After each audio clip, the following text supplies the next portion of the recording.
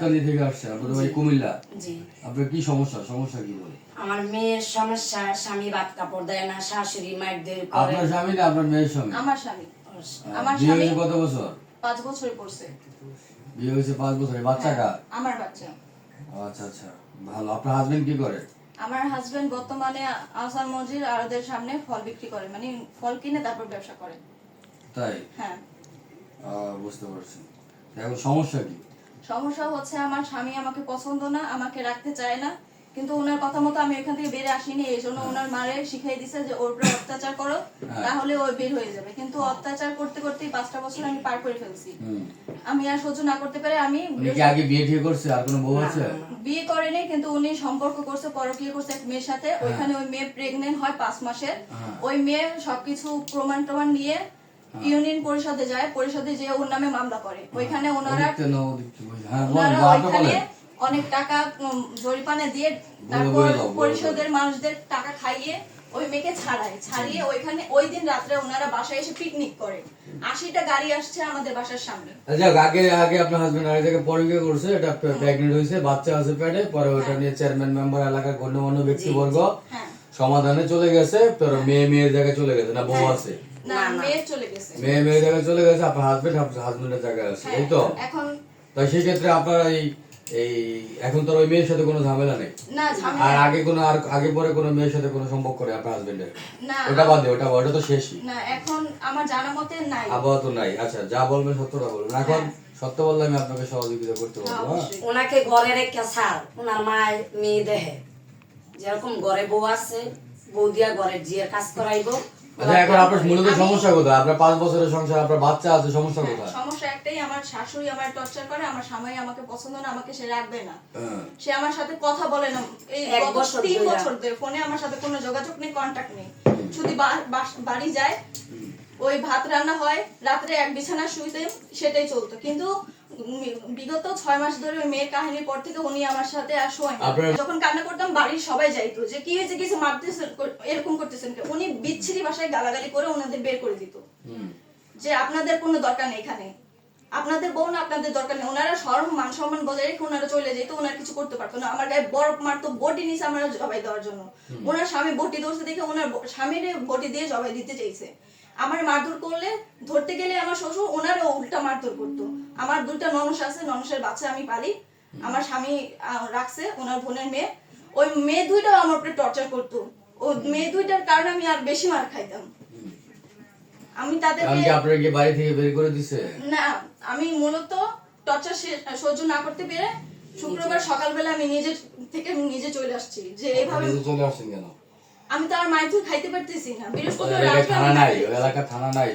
আমি কোথায় যাব? আমার একটা বাচ্চা। থানাতে যাবেন, থানাতে গিয়ে কমপ্লেইন করবেন। আমি তো এখানে কিছু চিনি না, আমার তো এখানে কেউ নাই। আমি কার মাধ্যমে? বরিশাল সদর থানাতে যাবেন। থানা তো প্রত্যেক জেলায়, প্রত্যেকটা গ্রামে থানা আছে। আর ওনারা খুবই পাওয়ারি মানুষ, ওনার কথা সবাই বলবে। মানে টাকা খাওয়াইলে ওনাদের কথাই বলবে। আমার তো কেউ নাই ওখানে, আমি তো অসহায়, আমার কথা কে বলবে? এই কারণে আমি আমার ছেলে নিয়ে আমি ঢাকা চলে আসছি। ওনারা চাইছিল বাচ্চাটা রাখতে, ওরা এমনি লড়াই। ওনারা আমাকে এটাও বলছে যে তোর গয়না টাকা পয়সা যা আছে, ঠিক আছে, যা নিয়ে আনছস তুই চলে যা, আপসে চলে যা, কিন্তু তুই সন্তান নিতে পারবি না। সন্তান আমাদের সন্তান, আমি পাবো। হাজবেন্ডের নাম্বার বলেন। 06 চালু আছে নাম্বার? হ্যাঁ, চালু থাকার কথা।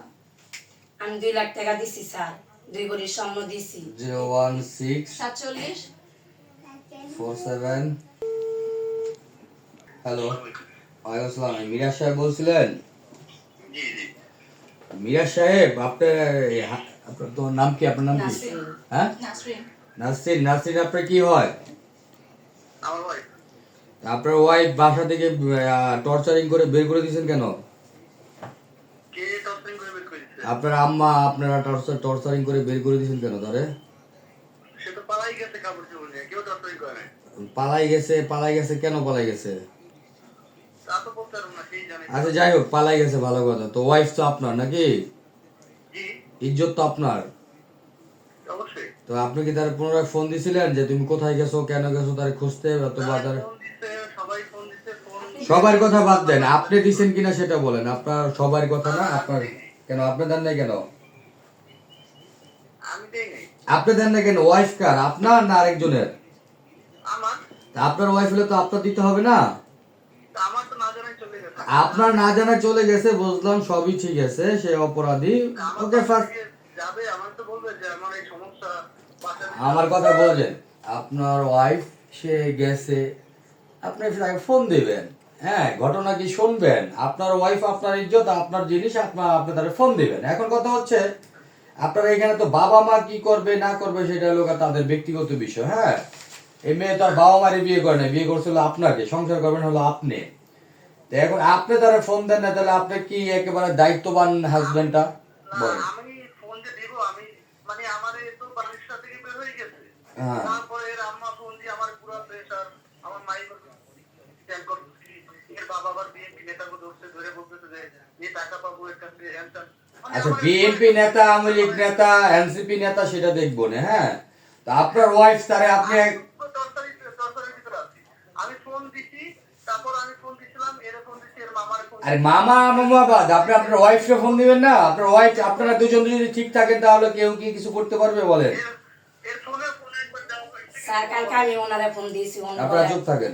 আচ্ছা শোনেন, উনি আপনার ওয়াইফ, ওনারে আর কখনো টর্চারিং করবেন না, কোনো ঝামেলা করবেন না। হ্যাঁ, সন্ধ্যার আগে আপনার ঘরের বউ আপনি ঘরে নেবেন, আর নয়তো আপনি সন্ধ্যার পরে অ্যারেস্ট হবে না, এটি আপনাকে বললাম। এর বেশি আপনি তারে ফোন দিবেন, এখন ফোন দিবেন, এবং ওনাকে সসম্মানে, আপনার ওয়াইফ আপনার ইজ্জত, আপনি তারে ঘরে তুলবেন সন্ধ্যার আগে। হ্যাঁ, ঘরের বউ বাসা থেকে চলে যায়, আপনার কোনো খোঁজ খবর নাই, আবার কোন আমি ফোন দেই নাই। না, আপনি তারে ফোন দেন নাই কেন? আমি আপনাকে যেটা বললাম সেটা শুনেন, ওনাকে ফোন দিবেন, আপনার ওয়াইফরে ফোন দিয়ে জিজ্ঞাসাবাদ করবেন কি হয়েছে না হয়েছে, সুন্দর করে তারে ঘরে তুলে নেবেন, আর নয়তো সন্ধ্যার পরে আপনার নামে আইনগত ব্যবস্থা নেওয়া হবে, আপনি 100% অ্যারেস্ট হবেন। হ্যাঁ, এর বাইরে আমি আপনাকে কোনো কিছু বলবো না।